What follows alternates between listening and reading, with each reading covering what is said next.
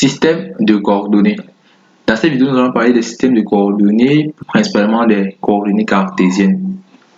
Alors, allons-y. Déjà, qu'est-ce qui différencie les systèmes, qu'est-ce qui différencie les coordonnées cartésiennes qu'on voit à la fac des coordonnées cartésiennes que l'on voit au secondaire? Il n'y a pas vraiment une grande différence, juste qu'en fac, on ajoute certains petits éléments tels que l'élément de longueur, l'élément de surface, l'élément de volume, et on parle notamment également du vecteur de déplacement élémentaire.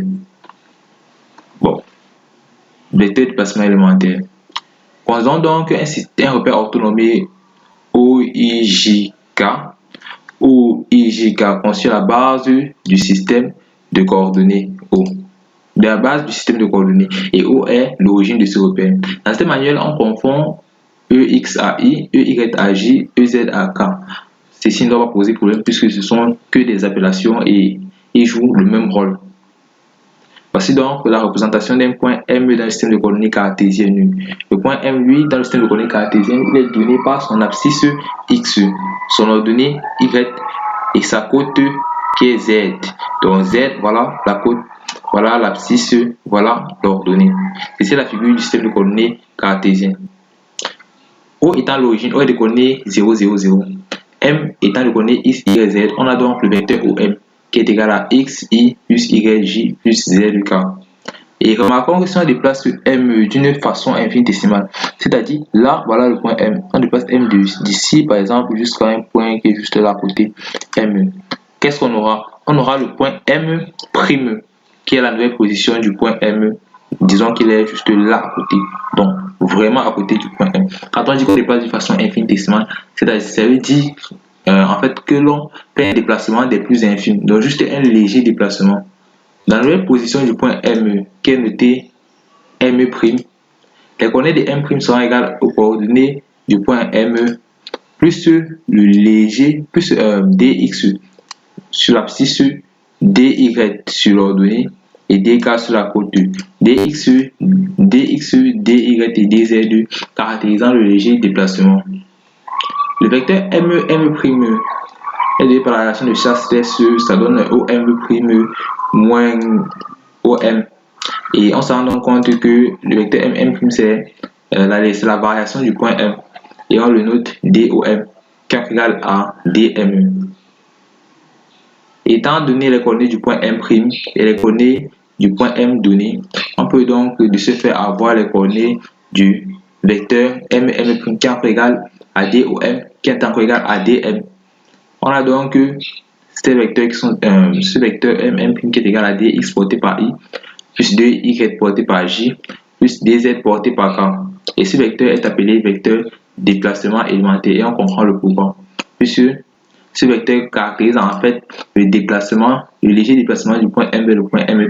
Et c'est la même raison pour laquelle on note dm pour dire petit déplacement du point M pour le point M'. Parlons donc maintenant de l'élément de longueur. Le vecteur de déplacement élémentaire étant connu, trouver l'élément de longueur est le plus facile. En fait, l'élément de longueur, c'est le module du vecteur de déplacement élémentaire M'. Le vecteur de déplacement élémentaire étant ceci. Son module, c'est donc quoi? C'est la racine carrée de la somme des carrés des composants, c'est-à-dire dl. dl qui représente l'élément de longueur, qui est égal à la racine carrée de dx le tout carré plus dy le tout carré plus dz le tout carré. C'est juste ça. On va donc utiliser cette formule dans différents exercices pour déterminer l'élément de longueur. L'élément de longueur étant connu, passons à l'élément de surface. L'élément de surface, c'est quoi? C'est le scalaire noté ds qui est égal à dx fois dy.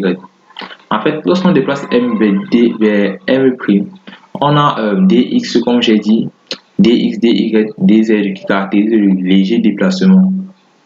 Et en fait, la légère surface créée par les côtés dx et dy, c'est ça qu'on appelle élément de surface. Et c'est la raison pour laquelle ds est égal à dx fois dy. Étant également que la surface, lui, il est orienté de l'intérieur vers l'extérieur. C'est-à-dire orienté suivant cas dans les repères. Par exemple, prenons l'exemple d'un cylindre qui est là. Voilà sa base est dans le plan où z est égal à 0 et il a une hauteur de z.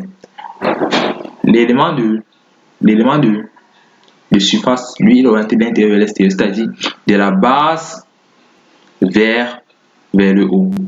De la base vers le haut. Donc, vous voyez qu'il est destiné qu'on oriente DS suivant K. L'élément de surface permet donc de définir le vecteur élément de surface qui est égal au mode qui est égal à l'élément de surface porté par le vecteur K. Élément de volume. L'élément de volume, lui, il est noté dV. Et lui, il est obtenu comme le produit des composantes du vecteur déplacement élémentaire. Vous vous rendez donc compte que tout part en fait du vecteur déplacement élémentaire dans ce système de coordonnées cartésien. Et n'oublions pas que les expressions d'éléments de volume, d'éléments de volume, d'éléments de surface et d'éléments de longueur que je donne ici, c'est dans le système de coordonnées cartésien. Dans le système de coordonnées cartésien, l'élément de volume lui est obtenu comme le produit des composantes du vecteur déplacement élémentaire. Le vecteur de déplacement élémentaire étant ceci, ses composants sont dx, dy, dz. Il est donc légitime, d'après la définition, que dv soit égal à dx fois dy fois dz. C'était tout ce qu'il y avait à connaître en ce qui concerne les éléments de longueur, éléments de volume, éléments de surface et aussi le vecteur de déplacement élémentaire dans le système de coordonnées cartésien. J'espère que cette vidéo vous a plu et si vous vous rendez compte que vous avez apporté un plus à la fin de cette vidéo, surtout n'hésitez pas à me lâcher un énorme pouce et de vous abonner, ça me fait énormément plaisir. Je n'ai pas voulu faire une vidéo regroupant les coordonnées cylindriques, coordonnées sphériques, parce que cela sera assez long et moi je pense qu'une vidéo trop longue saoule en fait. Je ferai une autre vidéo uniquement sur le système de coordonnées cylindriques et le système de coordonnées sphériques. Alors c'est tout. N'oubliez pas de t'abonner. Ciao.